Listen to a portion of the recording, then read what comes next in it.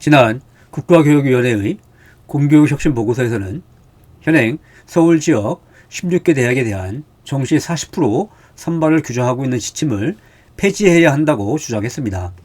이미 서울시교육청도 미래형 대입제도 제안에서 수도권 대학에 대한 교육부의 수능 위주 선발 비율 권고를 2028학년도 대입부터 즉시 폐지하여 대입과 고교교육 과정과의 연계를 강화해야 한다고 제안했습니다.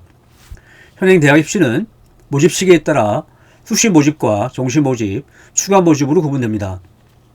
수시 모집은 일반적으로 9월 중순부터 원서 접수가 시작되어 3일 이상 실시되고, 정시 모집은 대학 수학능력시험 성적표 배부 이후 원서 접수가 시작되어 3일 동안 실시됩니다. 추가 모집은 정시 미등록 추건 등록이 마감된 이후에 일주일 이상 실시됩니다. 현행 대학 입시에서 전체 모집 인원은 34만 명 정도입니다. 전국적으로 모집 인원은 수시 80%, 정시 20% 정도로 수시 모집 인원이 압도적으로 많습니다. 따라서 현행 대학 입시에서는 수시가 핵심이라고 할 수 있습니다. 그런데 지역별로 보면 비수도권에서는 수시 89%, 정시 11% 정도로 수시가 압도적인 데 비해 수도권에서는 수시 65%, 정시 35% 정도로 정시도 상당한 비중을 차지하고 있습니다. 특히 서울 지역 16개 대학은 지난 문재인 정부의 대입 공정성 강화 방안에 따라 정시를 40% 이상 모집해야 합니다. 그래서 입시 경쟁이 치열한 서울 주요 대학의 모집 인원은 수시 60%, 정시 40% 정도로 균형을 이루고 있다고 볼 수 있습니다.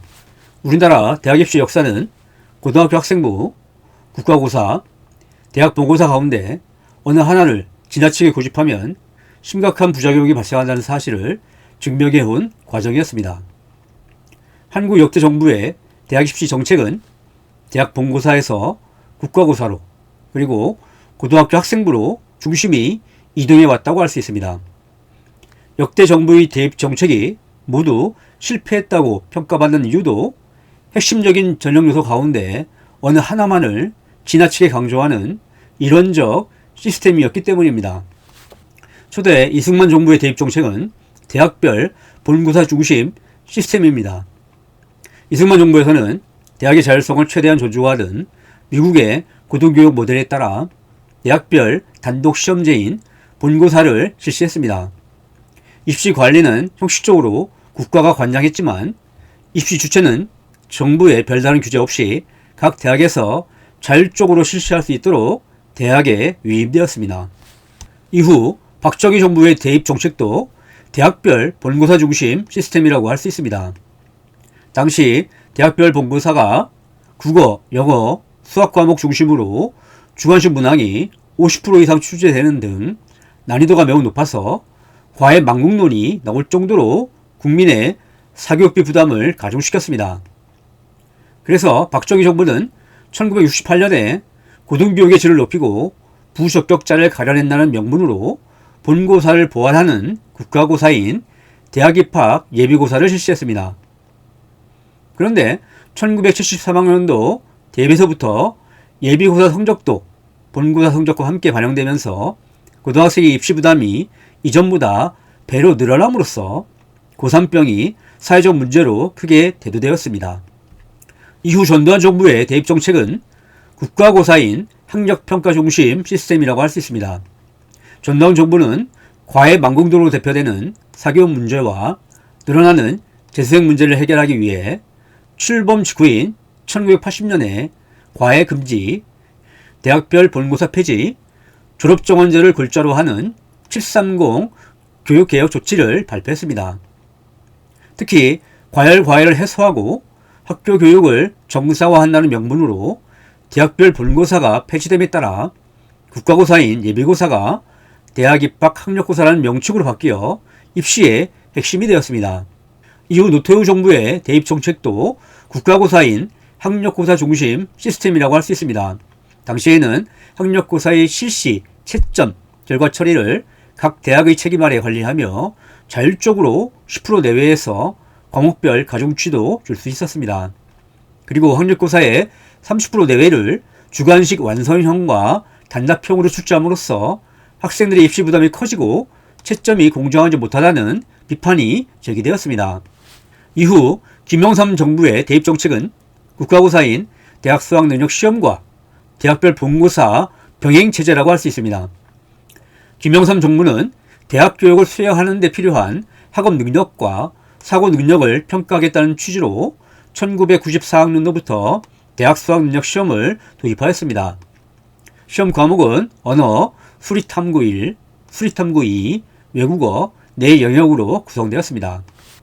이와 함께 김영삼 정부는 고등학교 내신 성적도 기존 10등급에서 15등급으로 확대하였습니다. 그리고 1994학년도 대입에서부터 대학별 고사를 사실상 본고사 형태로 실시하였습니다. 김영삼 정부는 대학별 고사를 다양화하면서도 국영수 과목의 배제를 의무화하지 않았습니다. 그래서 주요 대학들이 국영수 과목을 도입하여 주관식 본고사 형태로 실시하면서 다시 전국적인 과외 열풍이 일어났습니다. 결국 과외 망국론이 다시 대두되면서 폐지되고 1997학년도부터는 논술고사로 축소되었습니다. 이후 김대중 정부의 대입정책은 국가고사인 수능시험 중심체제라고 할 수 있습니다. 김대중 정부는 본고사 부활로 인해 과외 열풍이 다시 불자 1999년에 본고사, 기여입학제, 고교등급제 세 가지를 금지하는 산불 정책을 실시했습니다.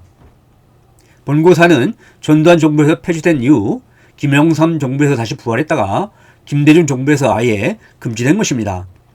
김대중 정부는 고등학교 내신도 15등급 상대평가에서 5등급 절대평가 방식으로 대폭 축소 개편했습니다. 그래서 전국의 모든 고등학교에서 대학 입시에 유리한 등급을 학생들에게 보장하기 위해 쉽게 출제하는 성적 부풀리기가 발생하여 심각한 사회적 문제로 대두되었습니다. 결국 본고사가 폐지되고 교과 성적도 절대평가로 개편되어 실질적인 반영 비율이 줄어들면서 수능의 비중이 대폭 확대되어 소위 수능 정석 시대가 시작되었습니다. 이후 노무현 정부의 대입 정책은 대학별 본고사 중심 시스템이라고 할 수 있습니다. 노무현 정부는 수능 경쟁을 완화하기 위해 기존의 점수제를 9등급제로 개편하였습니다. 수능 성적으로 100분이나 표준 점수 없이 등급만 산출했던 것입니다. 그리고 고등학교 내신 성적은 기존 5등급 절대평가를 유지하다가 성적 부풀리기 문제가 심각해지자 2005학년도부터 9등급 상대평가로 개편하였습니다.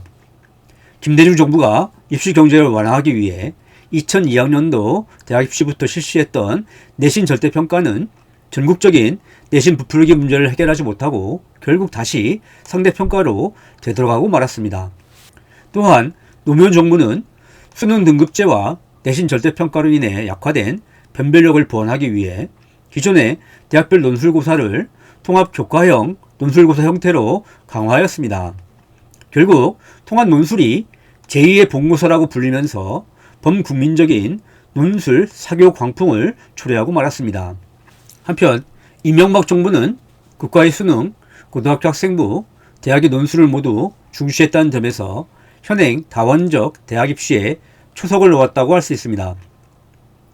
먼저 이명박 정부는 수능 9등급제를 폐지하고 표준점수 100분위를 등급과 함께 산출해서 변별력을 다시 높였습니다. 그리고 대학의 선발 자율권 보장과 고교 교육의 정상화라는 두 가지 명분을 내세워 대학의 입학사령관들이 고등학교에 학생부를 중심으로 선발하는 입학사령관제를 본격적으로 실시하였습니다. 그런데 전국적으로 광범위한 비교과 스펙 광풍의 부작용을 초래하여 부모의 특권이 직접적으로 개입되는 엄마 사정관제라는 말까지 나오게 되었습니다. 이명박 정부에서는 모든 학생을 대상으로 하는 논술고사와 면접도 실시되었습니다. 특히 논술고사는 2008학년도 입시에서 발령 비율이 30% 정도까지 높아지고 거의 본고사 수준으로 어렵게 출제되었습니다. 결국 학생들이 수능, 학생부, 논술, 삼중고에 시달린다는 의미에서 죽음의 트라이앵글이라는 말이 생기는 등 국민적 비판에 직면하게 되었습니다. 이후 박근혜 정부는 학생들이 국가의 수능, 고등학교 학생부, 대학의 논술 가운데 선택하도록 개편함으로써 다원적 대학 입시를 한층 발전시켰다고 할 수 있습니다. 수시, 학생부와 논술, 정시, 수능을 각각 다른 전형으로 나누어 학생들이 선택할 수 있도록 열어둠으로써 학생들이 죽음의 트라이앵글에서 벗어나게 해준 것입니다. 박근혜 정부에서 고등학교 내신 성적은 수시 학생부 전형의 형태로 실시되었습니다. 기존 입학사령관제에서 각종 대회 입상 실적, 공인 외국어 등 학교 밖의 스펙을 강조하여 학생 부담이 가중된다는 비판이 나오자 교내 활동만을 반영하는 등으로 축소 개편한 것입니다. 이로 인해 입시 경쟁이 치열한 서울 소재 주요 대학들이 80% 이상을 수시 학종으로 선발하면서 학종 전성 시대가 시작되었습니다. 하지만 수시 학종에서 교사 추천서가 합격을 위한 도구로 활용되면서 과도한 칭찬 일색으로 작성되어 교육적 신뢰감을 떨어뜨렸고, 자기소개서도 학원 대필이 성행하여 사교육비를 증가시키는 등 자기 소설서라는 비판을 불러왔습니다. 특히 부모의 특권이 직접 개입할 수 있는 비교과 활동 스펙의 비중이 여전히 매우 높았기 때문에 깜깜이 전형이니 금수저 전형이니 하는 국민적 비판에 직면하게 되었습니다. 이후 문재인 정부는 수시 확종의 비율이 80%가 넘었던 서울 16개 대학의 정시 수능을 40% 이상 확대하여 수시 학종과의 균형을 맞추었기 때문에 지속 가능한 다원적인 대학 입시를 마련했다고 평가할 수 있습니다. 당시 국가교육회의의 대입제도 개편 공론화에서도 시민참여당 가운데 정시 수능 전형이 확대되어야 한다는 의견이 80% 이상일 정도로 압도적인 다수였습니다. 그리고 정시 수능의 적절 비율을 40% 이상에서 50% 미만이라고 응답한 사람이 27.2%로 가장 많았습니다. 더구나 조국 가족의 입시 부정 사건이 드러나자 교육부는 수시 학종의 공정성을 높이기 위해 교사 추천서와 자기소개서를 폐지하고 학생부 비교과 영역의 대입 반영도 대폭 축소하며 서울 16개 대학의 정시 수능 비율을 40%로 확대하는 대입제도 공정성 강화 방안을 발표했습니다. 문재인 정부가 입시 경쟁이 가장 치열한 서울 16개 대학의 정시 수능 비율을 40%로 확대한 것은 당시 수시대 정시의 국민적 논란 속에서 어느 한 극단에 치우치지 않고 합리적인 균형점을 찾은 것이라고 할 수 있습니다.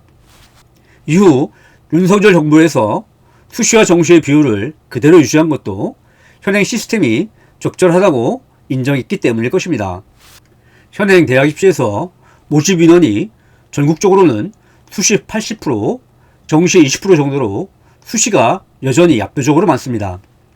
다만 입시 경쟁이 치열한 서울 16개 대학만 정시 모집 인원이 전체의 40% 이상으로 확대되었습니다. 그런데도 국교위에서 서울 주요 대학 정시 40% 이상 모집을 폐지해야 한다고 주장하는 것은 이해하기 어렵습니다. 과거 서울의 주요 대학들이 주관적 정성평가인 수시 학종으로 학생을 주로 선발하여 입시의 불공정성이 국민적 문제로 대두되자 수시 학종 선발 비율이 80%가 넘는 서울 16개 대학만 공정성 확보를 위해 수능 비중을 40% 이상으로 늘린 것입니다. 그런데 이를 다시 폐지하면 입시의 공정성을 어떻게 확보할 것인지 묻지 않을 수 없습니다. 나는 이미 수시와 정시 논란은 끝난 것이나 다름없다고 봅니다. 지난 이명박 정부에서 학생부, 수능, 논술의 가치를 모두 긍정하는 다원적인 대학 입시의 초석을 마련하였고, 박근혜 정부에서 학생들이 세 가지 가운데 선택할 수 있도록 개선하였으며, 문재인 정부에서 학생부와 수능 사이의 균형을 맞추어 지속 가능하도록 발전시켜 왔기 때문입니다. 정부는 또다시 전 국민적인 정시대 수시 논란을 불러일으키지 말고 AI, 기술 패권 경쟁 시대에 세계를 선도하는 인재를 양성할 수 있도록 학교 교육의 혁신 방안을 마련하기 바랍니다. 이제는 대학의 입시가 아니라 대학의 교육, 유초, 중고, 학교의 교육에 대해 이야기할 때입니다.